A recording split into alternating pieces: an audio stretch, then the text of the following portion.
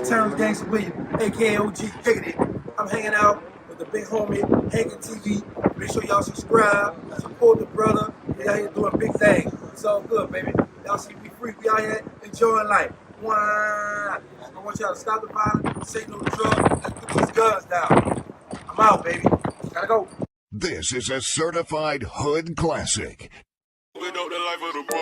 I used to be in my feelings, then I turned up and got a spot. I can't say how much I made in that bitch, I just know it was a lot. I don't care no more if she love me for real, long as she love my knot. They say, you hitting them with too much drip. I know I got a mop. I put my flow in the microwave, I know I gotta blow, now it's hot. I was way too far ahead of my time, I had to slow down and stop. Before I pull up to the honeycomb, I got to go round the block. Looking in blind spots for any nigga think he on the low trying to plot. Go ahead. Y'all make sure y'all go subscribe to Hankin TV, man. You feel what I'm saying? That's my boy. He put dope content over there.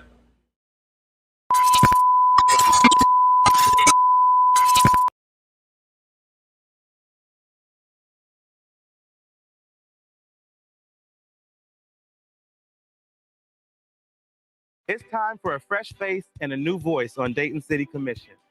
My name is Marcus Bedinger. I was born in Dayton and grew up here. Now, I raise my two sons on the west side. My passion for my kids and my community, along with my lived experiences, motivate me to be an engaged citizen. Growing up in Dayton, we made it by, but money was tight. Mom was a church secretary. My dad worked at Delphi as an IUE CWA union member, and then as a truck driver after factories closed. My family knows firsthand the importance of strong unions and fair wages. In college, I juggled multiple jobs because one wasn't enough. When President Obama first ran, I volunteered to register my classmates and learn the power of community organizing. After college, I built a family. We lived in New York for a short time, but due to out-of-control housing costs, we found ourselves navigating homelessness, but we never gave up. I spent my time in homeless shelters searching for higher-paying jobs on my phone. When I saw a posting on Twitter to work for Congresswoman Alexandria Ocasio-Cortez, I applied and I got the job. I learned firsthand the system was rigged in favor of greedy developers and corporations, and being back on my feet meant I could do something to change it. During the COVID-19 pandemic, when New York City was hardest hit, I made the decision to move home to Dayton for family support and a quality education for my kids. Now, I'm a proud manager of a retail store. Like many Daytonians, I work hard to provide for my family. It's not easy though. Housing costs continue to rise and wages are too low. The poverty rate in Dayton is nearly 30%, and even the middle class can feel things tightening. Our fire stations are understaffed, infrastructure is crumbling. Real police transparency and accountability is not a priority for many city leaders. It's time we change that. I'll say no to increased funding for police surveillance technology. I'll stand up to developers and fight for more affordable housing options. And I'll work hard to find equitable solutions to the problems we face as a city. My story growing up in Dayton is like so many of yours. I went to Sinclair Community College. I go to church and sing in the choir. I'm out and proud. I spend time with my family who live here too. I'm a son of Dayton, I love this city, and I'm ready to serve. My name is Marcus Bedinger, and I'm asking for your support for Dayton City Commission.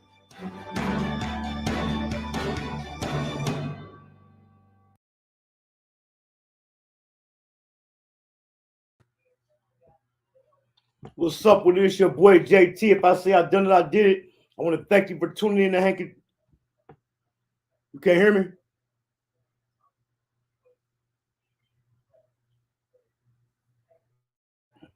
Can you hear me?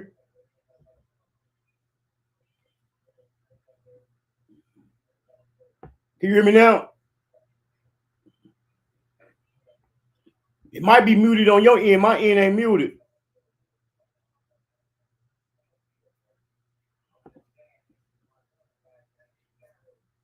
Can you hear me?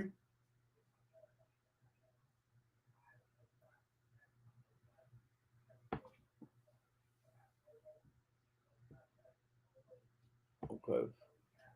But what's up? Well, it's your boy JT. If I say I done it, I did it. I want to thank you for tuning in to Hankin TV tonight. Although this is a platform for across the world right now, this is Marcus. Can you hear me now? Yep. Okay, I got Marcus Bedinger tonight. He's running for Dayton City Commission. What this to do for people in other cities, you know what I'm saying? This will kind of give you a breakdown and fundamentals of how the city government go. So like I say, I'm always trying to bring educational information to y'all. But this one right here is for my people in Dayton tonight. We got elections coming up May the 2nd. One of the things Mr. Bedinger is going to be talking about is early voting in on primary day. Let me ask you a question right quick. On that video I just showed, when y'all was standing in front of the house, was that on Ardmore Street? No, I'm on Woodward. Okay. I knew it was somewhere in that area. Yeah. Okay, man, if you can you go ahead and introduce yourself to the people? Yeah, I'm Marcus Bedinger, obviously. Like the video said, born and raised in Dayton, Trotwood specifically. I grew up in Townview. So, you know, as close to Dayton as physically possible for a Trotwood guy. You know, I spent a lot of time on the west side. I was in the Dayton Boys Choir growing up. So, you know, I've been all across the city doing stuff, you know, being involved. But this moment for me was about the opportunity Dayton has. Like, you know, I've registered voters, like the video says. I've canvassed I've canvassed in Michigan, South Carolina, New York. You know, I've been all over the place talking to, you know, regular people. I've held fundraisers. I've given money to the candidates I believe in. But Dayton is in a unique opportunity because we have an election coming up with, you know, 2 incumbents running for re-election.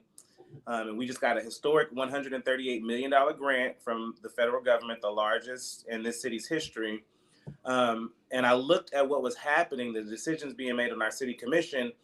And with the budget, they didn't listen to our president. President Biden said this money is for minorities, it's for low income residents in your cities, it's for, you know, the immigrant population in your city. And our city manager and our city commission did the exact opposite. You know, they filled their budget shortfalls. They're remodeling City Hall. They're building a new police and fire station. And then Black businesses got $7 million out of $138 million, which is, if you do the math, 1/2 of 1%. You know, we couldn't even get 1% of the money. Right. So, you know, just some real conversations need to be had because they're making decisions that are not in line with, you know, what our president is asking for. You know, the Black community and underserved communities in Dayton went through a lot in the pandemic, and it exacerbated a lot of existing, you know, discrepancies and disparities. And for that money to not be used in the way that it was designed, it was a slap in the face for our community. And so, you know, I just saw an opportunity to really change the conversation and say, you know, what do we want out of our city manager? What do we want out of our city commission? And so I've spent time knocking doors. 2 weeks ago, we reached 5,000 doors that we've touched in the city of Dayton. And there's a lot of appetite for change, and people understand that the city commission is not acting in the best interest of the entire city, but really just hyper-focused on downtown development. And it's not fair because, you know, neighborhoods like mine, I live, you know, in the Roosevelt neighborhood, have already been neglected for decades. And now they're telling us, you know, let us develop downtown for 20 more years and you'll see the trickle down. And I just don't think people have time for that when, you know, we have people unhoused, we have people going hungry, we have students going hungry, you know, so real issues in our community. And we have to stop glossing over them in favor of rolling out the red carpet for, you know, downtown development.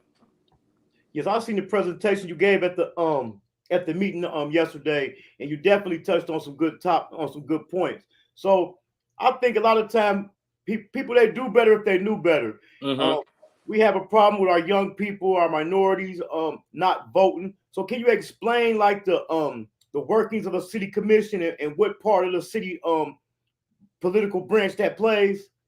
Yeah, so our city, so let me start with our form of government. We have a city manager form of government, which means our city manager is running the day-to-day of the city logistics. They're hiring, they're firing, they are writing the budget, setting the priorities.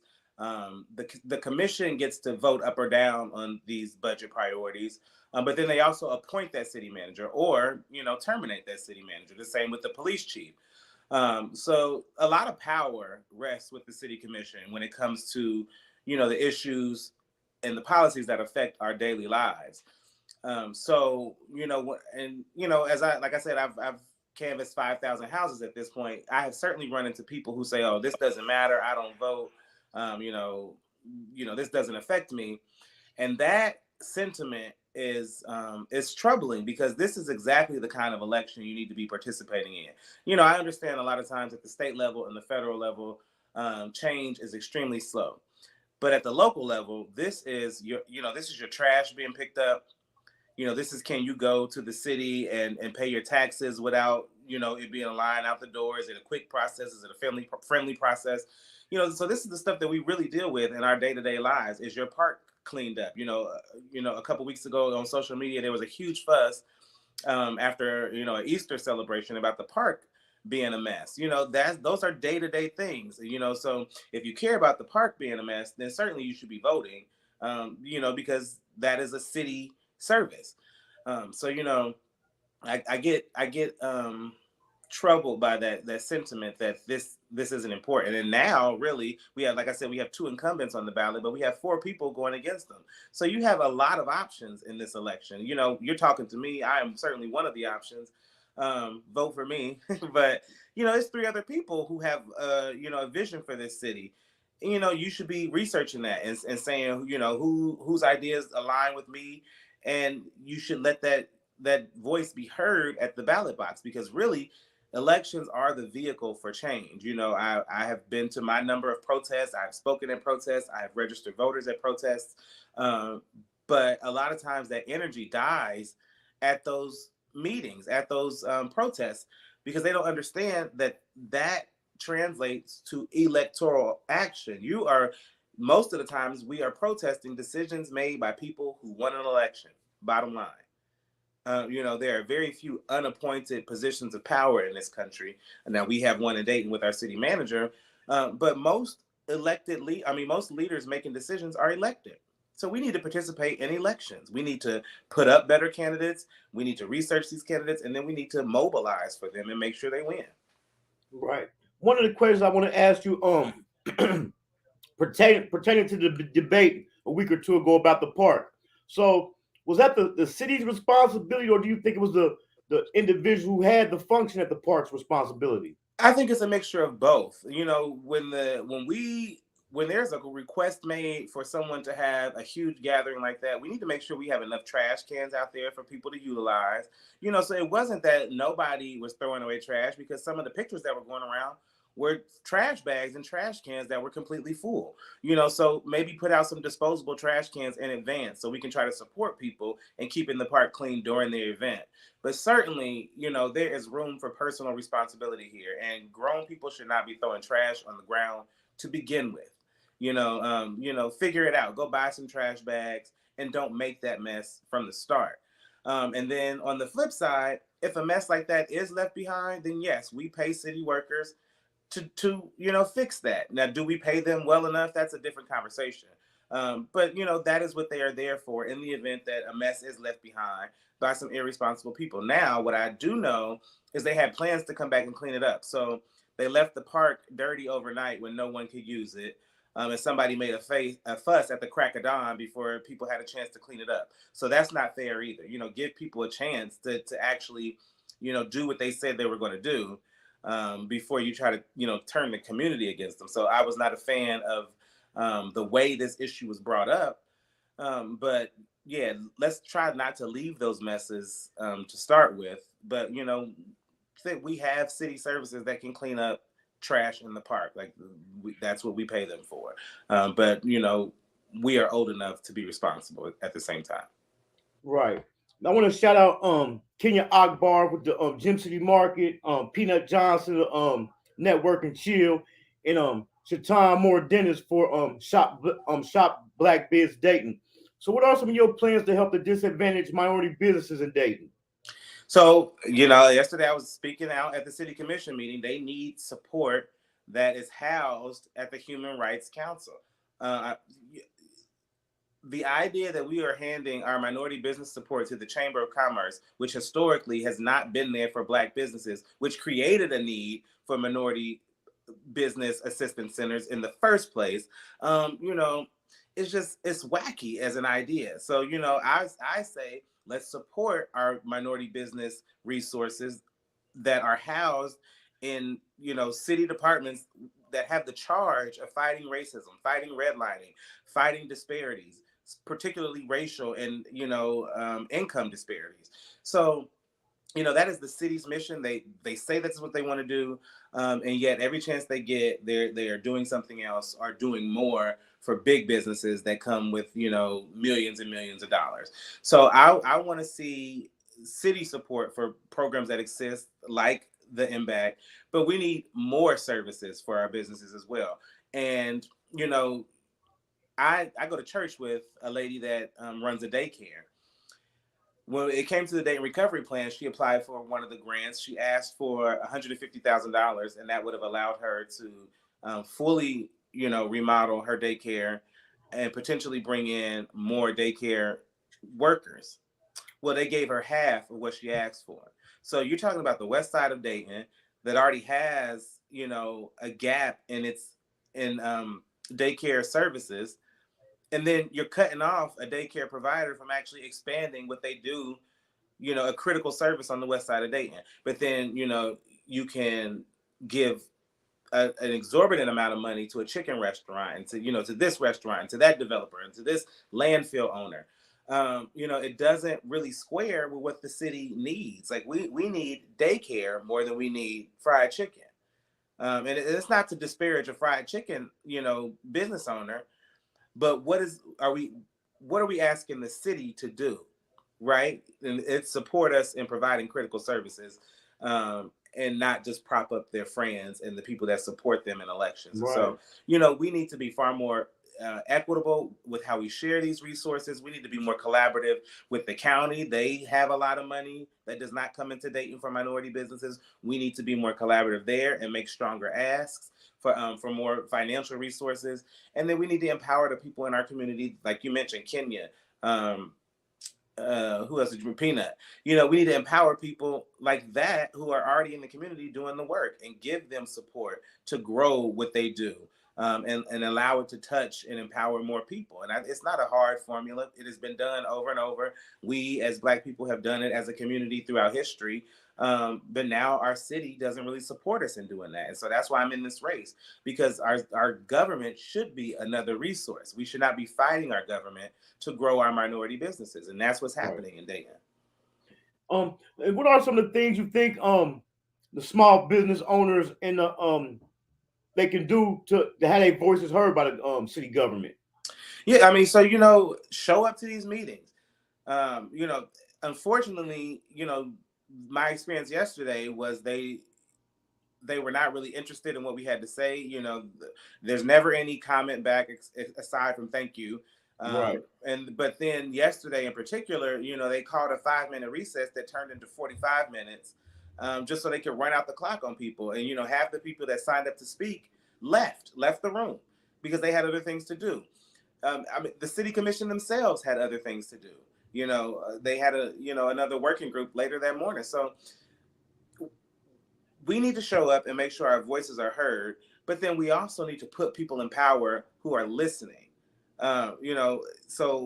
Showing up and speaking is supposed to be an accountability measure, but when you elect people who refuse to be held accountable, then you're kind of shouting at a brick wall. So to me, it rises to the level of this election. We have to replace them because they don't listen. They've shown it time and time again. And so, does showing up to commission meetings help now? Probably not, because they have a monopoly on power and they don't have to listen to us. So they don't. But elect anybody from, the 4 challengers, and you change the dynamic of that city commission. And it's somebody, you already have 2 commissioners there who are very neighborhood oriented, very community driven. And just one more on that contingency changes the decisions that are being made. And so this election could be transformational for our city. I get that response from people who are engaged in the process, but enough of the city doesn't know that this could be the election that changes everything for Black businesses, for West Side neighborhoods, for East Side neighborhoods, because you have 2 people on the commission currently who care. And you could elect a third one in this election that is less than a week away. And it could create transformational change at least for the next 4 years. So, there's a real opportunity to do some stuff. And so I hope people research me, research the other candidates, and, really ask yourself what you want to see in this city, what you want to see for minority businesses, what you want to see for students, what you want to see for seniors, what you want to see for our neighborhoods, and determine, who's closest to you from this ballot. Right. And for the people that want to do that research, what's one of the places they can research you at? So, I mean, you see right here on the screen, marcusfordayton.com is my website.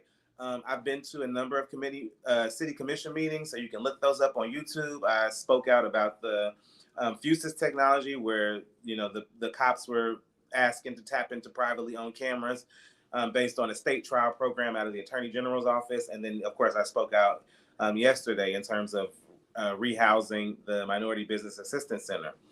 So you can look at those meetings. I have been on a number of podcasts. I'm all over social media. I'm walking around Dayton. People are like, I saw you on Facebook. So like, that's a new experience. But the campaign is spreading the word. So we're out there. I'm on Facebook. I'm on Instagram. I'm on Twitter. It's Marcus for Dayton everywhere. Find me, and I'm responsive as well. So once you find me, if you have questions, put it in the comments. Shoot me something on Messenger. I won't share here, but I have given my phone number out, for open lines of communication. So I want to be accessible. I want to be responsive. I want to be accountable. So, a lot of my ideas are on the website, and it's a lot of them. That all came from me too. I work with a team. They gave me some suggestions, but when you read my policy page, I wrote that. That came from me, and those are my ideas for Dayton. So I'm engaged, and I'm doing the work. I'm trying to do what I can, but I do need support. Elections are about others, supporting you. If it was about who's out knocking doors, I probably would have won it already. But people got to show up and vote. Right. You probably can't see the comments, but Big Nish said, "Hey Marcus, I'm so proud of you. Keep pushing." Oh, thanks. That's my sister. Actually, she grew up down the street from me. Okay. So when you win this election, man, what's going to be one of your first steps? Replacing Shelley Dickstein. Yeah, honestly, we need to talk about who serves as our city manager, who serves as our police chief. I think they need to be far more representative of the community, of community needs, and I just don't think that's there. So this is nothing personal. I'm sure they're great people. I don't know them personally. They don't make themselves available for that, really. But what I know about their work is that it doesn't reflect this community. Like I said, we got $138 million from the federal government, the biggest grant in our government history. And our city manager put together a budget that gave Black businesses 0.5%. Now, you can't tell me you spoke to anybody in the city of Dayton and they told you that that's what Black businesses deserve, 0.5% of money specifically designed for disadvantaged communities, right? So, they put more money into filling budget shortfalls than they did serving the community. And it doesn't square with, what needs to happen. And then on top of that, the survey that they used, to see what the community thought, quote unquote, the response was less than 1%. Less than 1% of the city even responded to that survey. So you're making historic decisions, life and death in some cases when it comes to this money and, being accessible based off the response of less than 1% of the city. To me, that's malpractice. If you're a representative, who are you representing? You represent everyone. So if you're not hearing from everyone, that means you're not doing what you're supposed to do as an elected leader, as a representative. You're not out there talking to people. You're not making this survey accessible. Were you able to complete it online? No, it came in the mail. Some people don't even stay in the same house. Dayton is like, a lot of these neighborhoods are very transient. People have not been in these homes for a very long time in some cases, and then they send stuff that looks like junk mail. So it's just like they're not really trying to have a conversation with this community, and it shows. And then if you know anything about what's happening, really globally, this is a hot market. The Midwest is a very hot real estate market because what these huge corporations and what wealthy people understand is climate change is real. And in the next 10 years, you won't be able to have a vacation home in Florida or, these coastal areas in the Carolinas and California. So right now, they are buying up hot real estate in Dayton, Ohio. That is why your property taxes are going up. That is why the value of your home that hasn't been fixed in 20 years has still gone up, because they understand that this is a hot market. And what's going to happen is if we don't pay attention now and get engaged in this process, it will be sold right underneath our feet. And they already have us in the hoods. So where are we going to go? Right. So if you're allowed to say, if you could speak on it, man, why do you think the people in power now is deciding to do what they're doing with the money instead of what it was intended for? I mean, because power corrupts, right? And so when you are able to elevate your friends and, give, a lot of grants to big developers, and it makes you sound nice. Oh, I brought this many jobs. Oh, we were opening our third hotel. Well, who's filling them? Who's sleeping in the hotel? Politicians like to stay in power, so they create talking points. Right now, we have a number of jobs in Dayton. It's like the number of vacancies for jobs in Dayton is like 3 person for every vacant job. Or no, 3 vacant jobs for every person, rather, because there's no connection to the actual jobs. You need 2 or 3 degrees. There's no transportation. So, they're creating jobs, but for who? They're sitting empty. And they'll tell you, oh, well, we made an apprenticeship program. Well, who's in it? It's like they'll tell you all these things they've done, but it has no actual function for our city. So it's I guess a game of smoke and mirrors that they like to play. Right.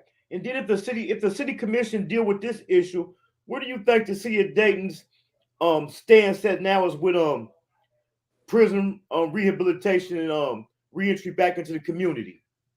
So I think we need to see a lot more support for people reentering our community. Like, what lands people in jail in most times is a lack of, living essentials. When you don't have a good job, you can't afford good food, can't afford a good place to stay, it leads to crime. That is literally the foundation of most crime, lack. And so when you're talking about people reentering the community, if they are going back into the same environment that they left, what have we done? Besides put somebody in prison, we have not rehabilitated them. So we need reentry services, and that looks like giving them homes, and that looks like giving them money for groceries to make sure they can sustain themselves and set themselves up to thrive as a person who is rehabilitated. And we're not serious about rehabilitating criminal behavior if we're not giving them support afterwards. It's almost like saying you're pro-life, and then you don't support food stamps, and you don't support WIC for babies, and you don't support, the child care tax credit. It's like, so why do you want children here if you don't support giving them what they need to grow and thrive? It's the same thing for a grown person reentering our society. So, yes, Dayton can do a lot more to support people who are reentering our community. And I think we need to, because in a lot of cases, there were people who probably shouldn't have landed in jail to begin with if they had community support and support from the government that is supposed to take care of this city. Right. And volunteering, how can people volunteer? So you can definitely go to my website. There is a volunteer link. And what that looks like for these last few days is I'm still knocking doors. So I have some walk lists that people can take. Or if you just want to knock your neighborhood, get in touch with me. I will get you the list of your neighbors that, vote in primary elections, are registered and ready to go. You can knock those doors and talk to your neighbors, or you can go to a different neighborhood and learn something about Dayton. But so we're still knocking doors. We're going to be making contact with some churches, leaving some flyers behind. So we're doing that. And then on primary day, we need people at the polls, handing out literature and stuff like that. So please get into contact with me. I'm going to be, I'll definitely be out there. I'm going to enlist my family and friends, some church people. But I need all the help I can get. And so, if you're serious about changing the direction of Dayton, I would love to have your support. So it's marcusfordayton.com. There's a volunteer link. You can also find me on social media. Like I said, I'm responsive. So message me, put it in the comments. Hey, I want to pass out lit. We will connect with you. We need to put out yard signs still around the polling places. So all this needs to happen. And I would love to have a fabulous team of people to do it. So yeah, reach out and connect with me, and we'll get you set up. With the internet today, man, it's really basically simple to find anything. But sometimes people are lazy. Man, explain to people who don't know how how to vote when they register, how to find out where they go to vote, when they vote. Explain the voting process to them. Yeah, so our Board of Elections, the Montgomery County Board of Elections, has a website as well, and it's pretty user friendly. So you can go there. They have links for checking your voter registration, registering to vote, and all this can be done online in Ohio now. You can register to vote in Ohio, and I should mention that former felons can vote. Ohio is one of a handful of states where if you have served your time and you are not on papers anymore, you can register to vote and cast your vote as a former felon. And so people need to understand that it's too late to register to vote in the primary for Tuesday, but go ahead and register, and then you can vote in the election in November. Because we still need even more support then to actually win a seat. So the Montgomery County Board of Elections is a great resource. Ohio Secretary of State website is a great resource. That will walk you through the registration piece. When you're actually registered to vote, you will get a voter card like in your email. It'll tell you your polling place. It'll tell you like your precinct and all that type of information. And so once you register, they will notify you where you go, because sometimes it changes. Like sometimes they can consolidate polling places, so it's not always the same place. So you do want to look it up. Make sure you know where you're assigned to go vote. When you go, you have to give your government issued photo ID. So that's going to be your state ID, your driver's license, your CDL, passport card, veteran ID, active military ID, or active Coast Guard ID. Or you can give the last 4 digits of your social security number, and they will allow you to vote absentee, in-person absentee. So there's a number of ways to show your ID or prove your ID identification. And then they give you a ballot, and you go vote. You enter a slip of paper. The ballot is electronic, or they can give you a paper ballot. And then you submit it before you walk out, and you get your I voted sticker. The process during early vote has been like 10 minutes at most. When I went to vote the first day early voting open, it took me like 3 minutes to vote, and I was with somebody else. So we both got in and out in like 3 minutes. It takes no time. Early vote is still open tomorrow, 7:30 to 7:30. It's open on Saturday, I think 8 to 4 or 2. I have to check it. It's during the day though, on Saturday and Sunday. Like, double check it. I don't have it committed to memory because I'll be out there all day. But so plenty of opportunity to early vote, and then the primary day is actually Tuesday, and that's 7:30 to 7:30 as well. Right.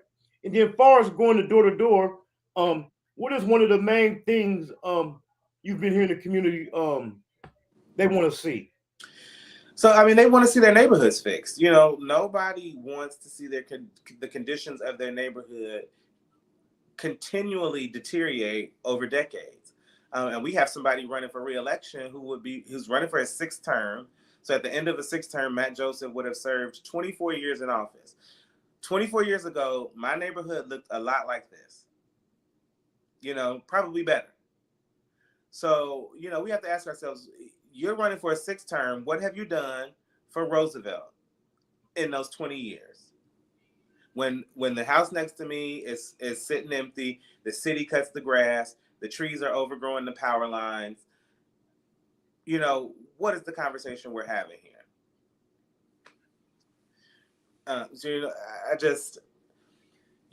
We have to really be engaged on this one, because we are falling into a trap of doing the same thing over and over again, and getting the same result. And that's just not where Dayton needs to be. Not at this particular moment, when we could be doing so much differently in a much more fair way.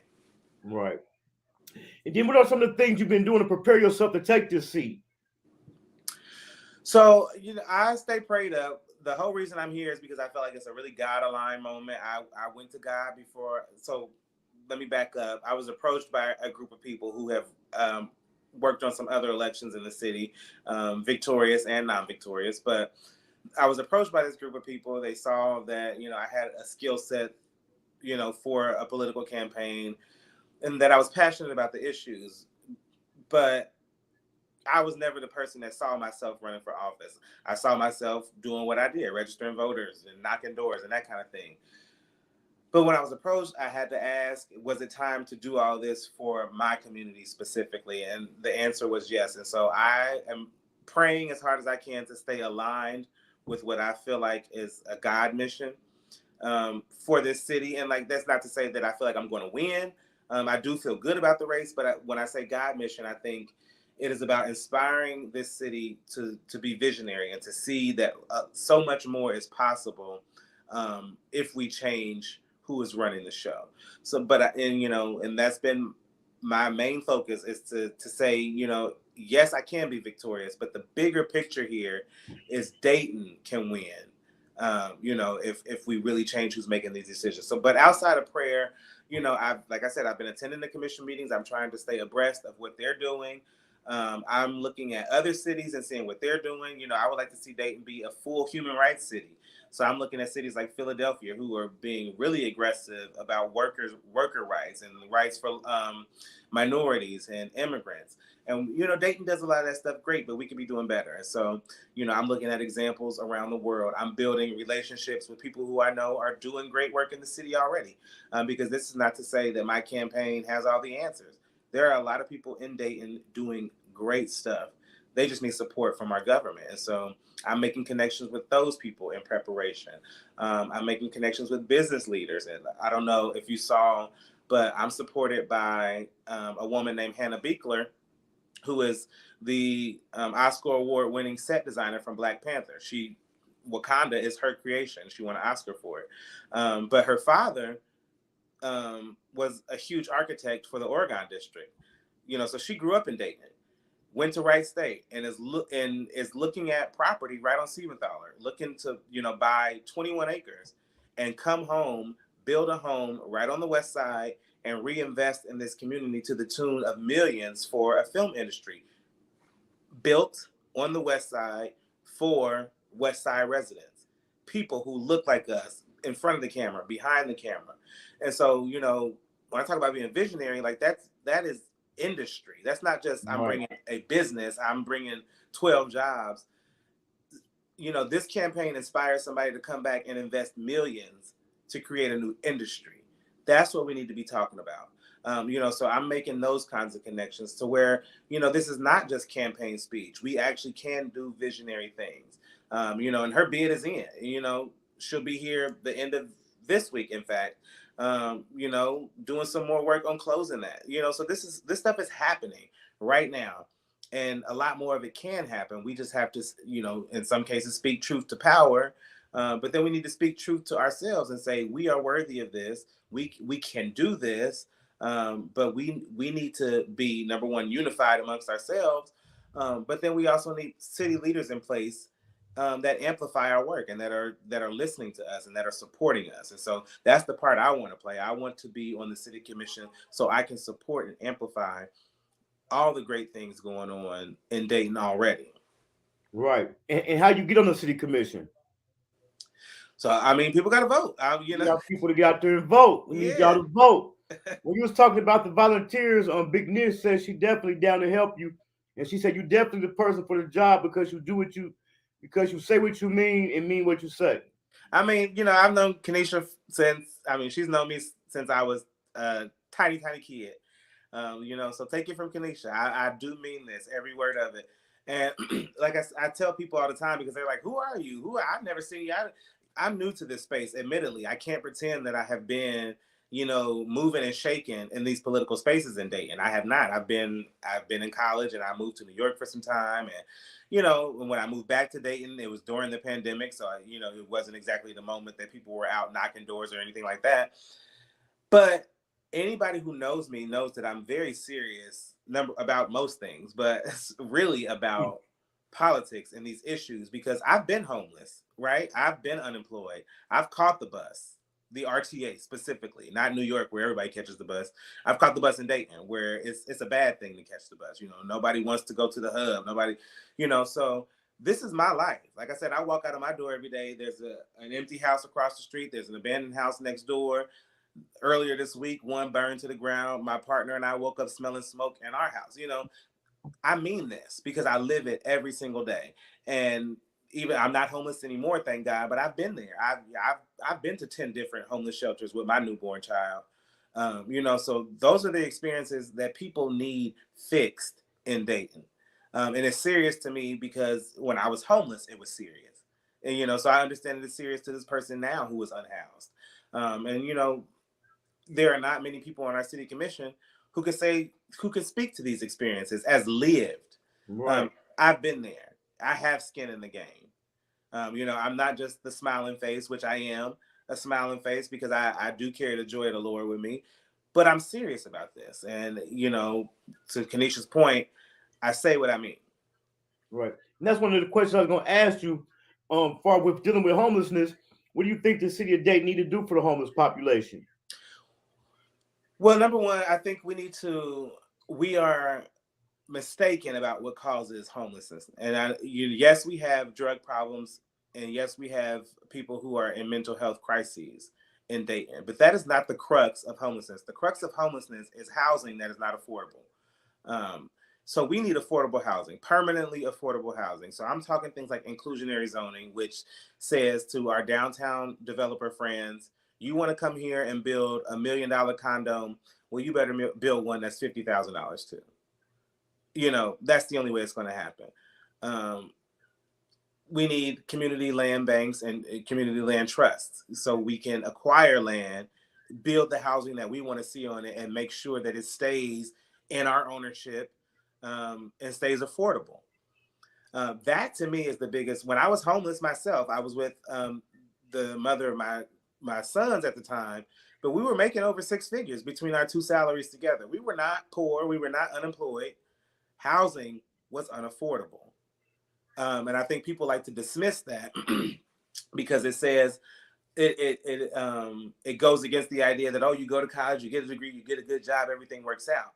That's not working right now. The American dream is broken when people who are working 50 hours a week cannot afford a home.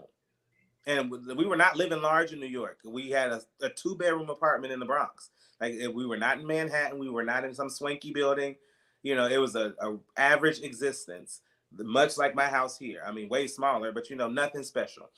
And we just could not maintain because the price of housing. And so yes, we need mental health support. Yes, we need drug addiction support, but we need affordable housing more than anything. And so that's how I would address the housing crisis. I would not say that, if we throw people into mental health programs and throw people into treatment centers, that it's solved. No, there are people sleeping on their mother's couch who are not addicted to drugs, who are not living on the street, but still have no place of their own to call home because they can't afford it. And so we need to see those people as well. Right. And then when they get out of the treatment facilities, what do they do after that? Exactly. So there's no support. Like I said, there is no low or no income housing in this city. Not to the tune that we needed. And then we talk about the tornadoes, which destroyed a lot of apartment living in this city. So our housing stock that was already too low for affordable housing, we lost some a few years ago, and it hasn't been replaced. We have an entire apartment complex on James H. McGee, condemned, that was low income. Where did those people go? Right. So it's, and the city commission is not taking that seriously. And so, a vote for me would absolutely change that. Right. If anybody out there got any questions, just go ahead and put them in the comments. I'm gonna get around to them. I got a few more questions I'm gonna ask. I'm gonna hold you up. So, how did you get into registering people to vote? President Obama was running for office. I mean, a big part of politics, right, is being inspiring. And so, I think, Barack Obama just really inspired me to get out there and try to. Oh, I'm sorry. This easel is not working, but it really inspired me to get out there and try to change some things. So I was at a predominantly white institution. I went to Bowling Green State University up near Toledo, and I heard a lot of people. Bowling Green is like throwing a college in Trotwood, right? It's a small town, couple elementaries, a middle school, high school. The only difference is they have Bowling Green, which is a huge campus for them. But up in northern Ohio is a pretty conservative area. And so I had a lot of my classmates talking about John McCain and Sarah Palin. And I was just like, no. I'm not having that. So I grabbed voter registration forms and started telling people, hey, do you know Barack Obama's running? Do you know he would be our first black president? Do you know he's talking about affordable health care? Do you know he's talking about, doing stuff for green energy and green technology? And myself registered over 300 voters, because what I would do was make a plan. I would give them the form and say, this is what I'm going to, if they didn't fill it out then, I say, this is when I'm going to pick it up. Then I would have a stack that I would get mailed off, and they were registered to vote. And then I when it was time to vote, I hit them up and say, what's your plan? Are you going alone? Do you need me to come walk with you? Do you need me to show you how it works?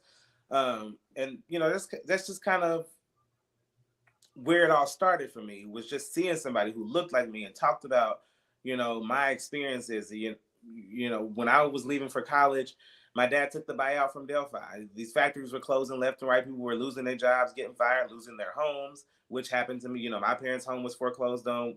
They ended up moving back, into Trotwood, into an apartment. And that's devastating for a family when you've raised your family in a house and then lose it, just because the decisions people are making. And so that was just really front of mind for me in my first year of college. So I'm like, hey, we got to register people to vote and get them out.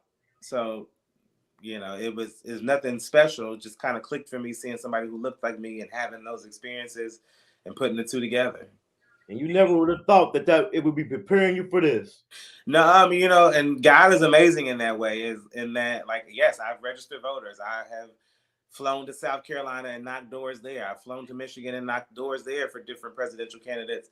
And I was always the one saying, I want to be in the background, able to cuss and scream about this stuff. I don't want to have to be the smiling face, shaking hands, pretending I'm doing something when I know I'm not. But this opportunity, like I was saying earlier, is special. I can come out and speak truth to power, and people actually resonate with that. It doesn't turn voters off when you tell the truth nowadays. Politics before, everything has to be sugarcoated, and you can't really say what's actually happening because that's not nice. It's considered rude, or you're out of place. Well, in today's time, people are hurting so badly, that they've stormed Congress. We're talking about the insurrection. It's not that I support their mission for doing that, but that's where people are. The passion is so palpable that people are ready to break down the doors, and that's happening here in Dayton too. As I walk around, people are upset at the commission, screaming and disagreeing with each other.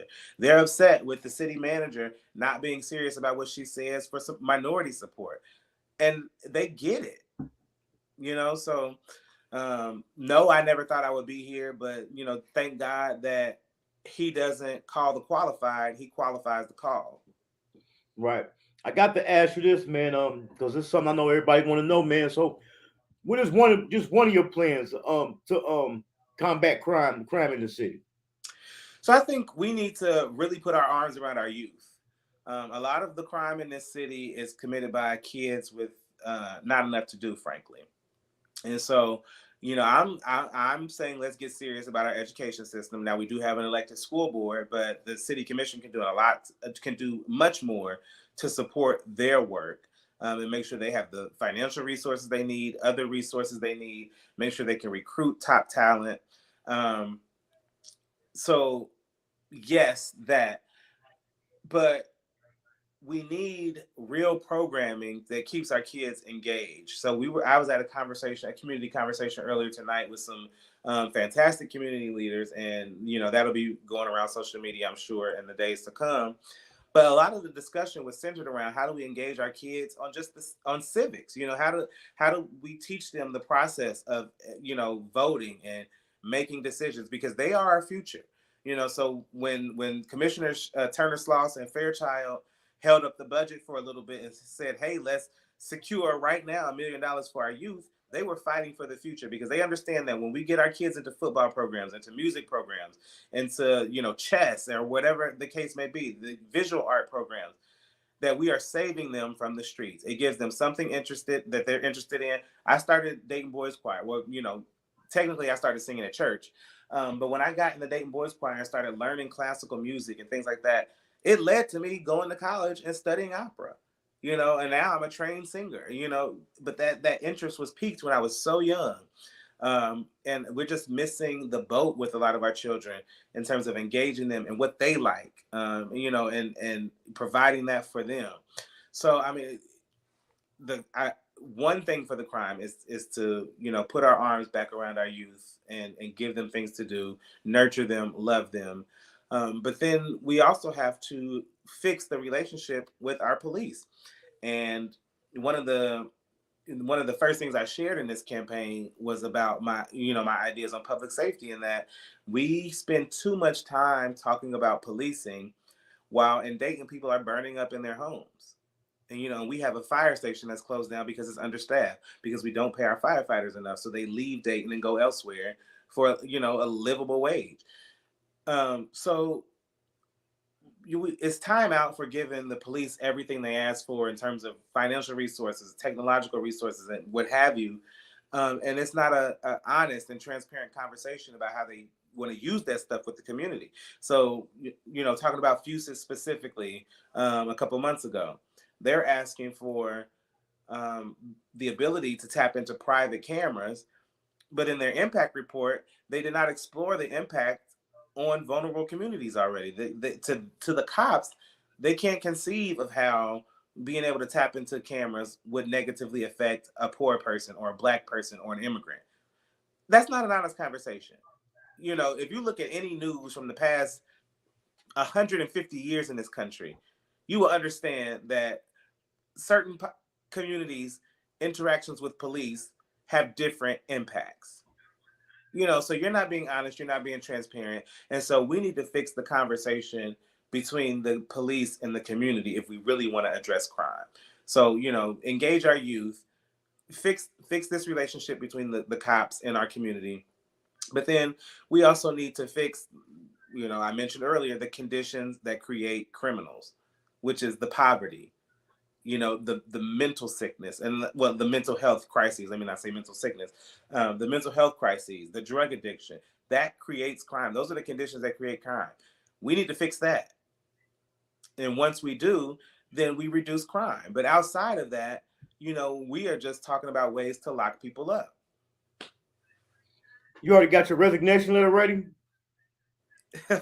Well, actually, I haven't been to work in months, so yeah, yeah. Man, I said that to say, how many other candidates you said was? So there are the 2 incumbents, and then there are 4 others on the ballot, so 6 total. So you definitely doing your job, man. Because I'm all over social media on both sides, and you're the only person I've seen, man. And like I said, the topics you touched on in your speech and the different things, and in your video I have seen, you definitely touched on the topics, man, that I think will better the community. You know what I'm saying? Along with being able to relate with the community. Yeah, I mean, I think, there was a conversation. I told you I went to that community conversation earlier, and they were, a big piece of that conversation landed on, you know, do you want the person that's down in the mud, or do you want the person that can speak a little higher level? Well, I thank God that I have had the experiences I've had, because they meet in the middle, right? I've been in the mud, but I've also worked for federal Congress, right? You know, so I've seen a lot of things. And to me, it's about marrying the best of both worlds and saying, you know, I don't have to be unhoused to be able to speak to the homeless population, because I've been there. You know, I don't have to be unemployed, which technically I am now, because I left my job to commit to this the way I wanted to. So I am technically unemployed, but you know, I've been there before as well, and in much different circumstances. Right now, I'm blessed that I have somebody supporting our family, you know, while I do this. But that was not the case before. So when I was unemployed before, I was also hungry, and you know, or my clothes were not washed as often as I want them. Those are real implications, you know, for people every day. And being able to speak to that makes you credible. People sometimes people think political credibility is you showing up everywhere and dancing and eating the grilled hot dogs and having a million pictures taken. And in some cases that works, but the real credibility for me is that I have been there, and I'm not that far removed from it. Like I said, I live on the west side with an abandoned home next door. I'm not downtown in one of the luxury condos, you know. So I can speak to both. Right. Because Big Nish said we had so much to do as kids to keep us busy. Now there's nothing to do at all that's free. Because I was just telling somebody another day, like I remember growing up, I remember Westwood swimming pool, Mallory's, Burkham Park, the swimming pools and everything gone now. I mean, even right here at the Roosevelt Rec Center, the aquatic center is not open. And they say, once again, Commissioner Shaw, oh, we need lifeguards. A lifeguard position, needs to be, we need to train a lifeguard. I mean, you mean to tell me you can't find anybody in Dayton willing to be a lifeguard? I find that extremely hard to believe. I remember them used to be summer jobs. I think I had a job. I had a job at the old Roosevelt Center back one day for a summer job. Mm-hmm. Exactly. Yeah. So I mean, I'm just not convinced. That you can't find a group of teenagers willing to get a lifeguard certificate. Get their training, and fill these jobs and open our aquatic centers back up. I'm not buying it. Right. Like I said, man, I don't want to hold you too long, man. I just want to break the ice and introduce you to the people, man. Try to get people familiar with you. Before we go, man, what's one thing you want them to know about you? That I'm in this for real. Like I said, they see the graphics. A lot of people have said, "Oh, it looks like you're running for Congress," and it's like, I appreciate my designer. He does a great job, but I'm in this for the people. I am the people, and it's important to me. And I'm not somebody that's going to get elected to this position and change. You will still see me at 937 on Wednesdays, or you might see me at local cantina on a Tuesday or Bozak. I'm still that guy, and this is serious to me. My kids are about to enter Dayton Public Schools. That's not going to change for me. So I just want people to know that I'm in this sincerely. And if I didn't care, I would not be here, because this is very hard. There have been a lot of sacrifices made. My partner can attest to that. My mom can attest to that. My job can attest to that. So, I just want people to take this seriously, because I take it seriously. Man, I got a good feeling, man. I believe in you, man. I want to wish you luck. Do the city commission, do they have inaugural balls? I can. I was gonna say, make sure I get an invitation, man. Oh, for sure. And make sure let the people know when the election day is. Yeah, so like I said, we're early voting right now. The polls will be open 7:30 in the morning. They're open Saturday and Sunday during the day.